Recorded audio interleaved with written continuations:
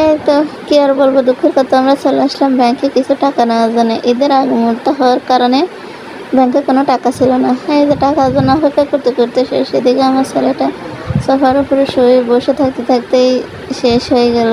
মনে হয় যে ব্যাংকের সোফাগুলোকে নিজের বাসার সোফা মনে করে এরকমভাবে শুয়ে আছে, বসে আছে। এই যে কি যন্ত্রণা! অপেক্ষা জিনিস আসলেই অনেক খারাপ, না বললেই না।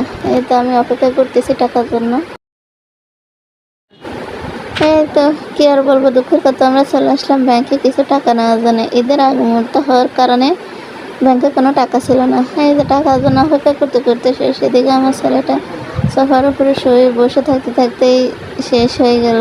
মনে হয় যে ব্যাংকের সোফাগুলোকে নিজের বাসার সোফা মনে করে এরকমভাবে শুয়ে আছে, বসে আছে। এই যে কি যন্ত্রণা! অপেক্ষা জিনিস আসলেই অনেক খারাপ, না বললেই না।